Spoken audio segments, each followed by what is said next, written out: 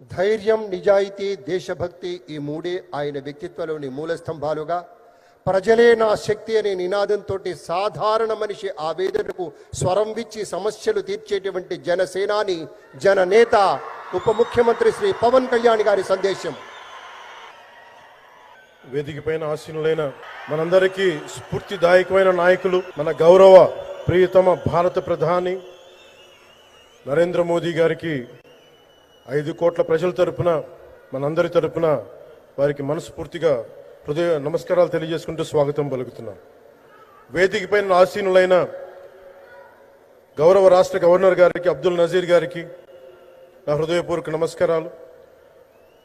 రాష్ట్రాన్ని ఒక తరం కాదు, ఒక ఎన్నికలు కాదు, 5 సంవత్సరాలు కాదు, ఒక తరం కోసం ఆలోచించే నాయకులు శ్రీ గౌరవ ముఖ్యమంత్రి శ్రీ నారా చంద్రబాబు నాయుడు గారికి హృదయపూర్వక నమస్కారాలు. అలాగే వారి తండ్రి అడుగుజాడల్లో సమర్థవంతంగా తనకిచ్చిన అన్ని శాఖల్ని సమర్థవంతంగా నిర్వహిస్తున్న యువ నాయకులు లోకేష్ గారికి నా హృదయపూర్వక నమస్కారాలు. వేదిక పైన ఆసీనులైన కేంద్ర మంత్రివర్యులందరికీ, సహచర మంత్రివర్గ సభ్యులకి, ఇక్కడికి విచ్చేసిన శాసనసభ్యులందరికీ పేరు పేరు నా హృదయపూర్వక నమస్కారాలు.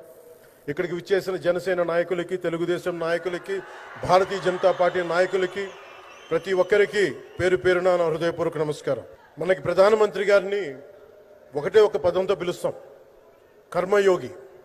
ఏ ఫలితాలు ఆశించకుండా దేశ సేవే పరమావధిగా ఆయన ఆలోచిస్తూ, ఎలాంటి లాభాపేక్ష లేకుండా కేవలం ధర్మాన్ని పట్టుకొని డ్యూటీని, కర్మని ఏమాత్రం ఆశించకుండా చేస్తున్న అలాంటి వ్యక్తి మనం ఈ సమయంలో ఈ తరానికి వారు దిశానిర్దేశం చేసే విధంగా ప్రధానమంత్రి స్థాయిలో ఉండటం మనందరం చేసుకున్న అదృష్టం.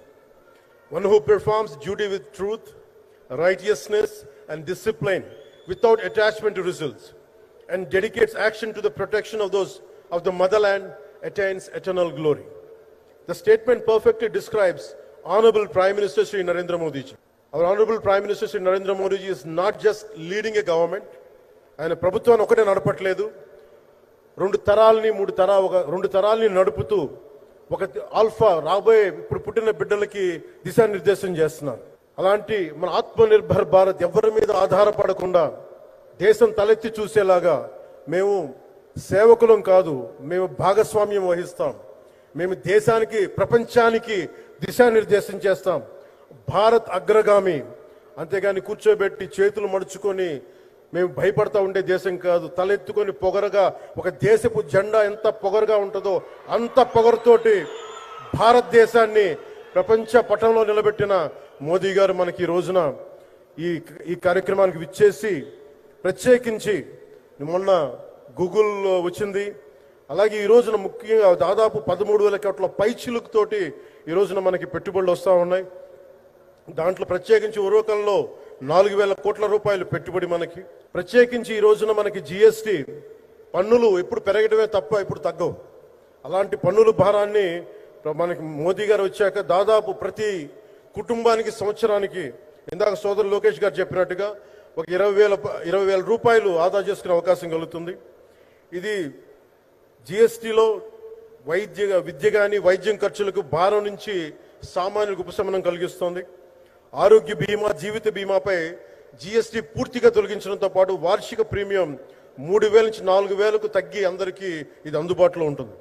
అలాగే విద్యార్థులకు కావచ్చు, ఇలాంటి ప్రతి ఒక్కరికి కూడా అన్ని రంగాల వాళ్ళకి ప్రత్యేకించి మనకి జిఎస్టి వల్ల లాభాలని అందరికి అందించేలా ముందుకు తీసుకెళ్తే ప్రతి ఒక్కరికి, గౌరవ ప్రధానమంత్రి గారికి, దీనికి సహకరించిన గౌరవ ముఖ్యమంత్రి శ్రీ నారా చంద్రబాబు నాయుడు గారికి, ప్రతి ఒక్కరికి నా హృదయపూర్వక ధన్యవాదాలు తెలుపుకుంటూ, ప్రధానమంత్రి గారికి ఇంకొకసారి ప్రత్యేక ధన్యవాదాలు తెలుపుకుంటూ, మేమందరం ఈ కూటమి ఒక 15 ఏళ్ళకి తక్కువ కాకుండా బలంగా ఉండాలి. మనందరం ఎంత బలంగా ఉండాలి అంటే ఇంక ఇది తప్ప ఇంకెవరికి ఏది రాదు.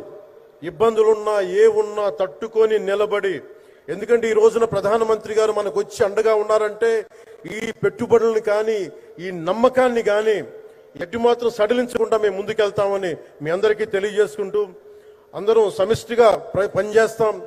ప్రధానమంత్రి గారి నాయకత్వంలో గౌరవ ముఖ్యమంత్రి నారా చంద్రబాబు నాయుడు గారి స్ఫూర్తితోటి, ఆయన నాయకత్వంతో ముందుకెళ్తాం. మేమందరం మీ ఆకాంక్షల్ని, వచ్చే తరం ఆకాంక్షల్ని ముందుకు తీసుకెళ్తామని తెలియజేసుకుంటూ సెలవు తీసుకున్నాను. జై భారత్, జై హింద్.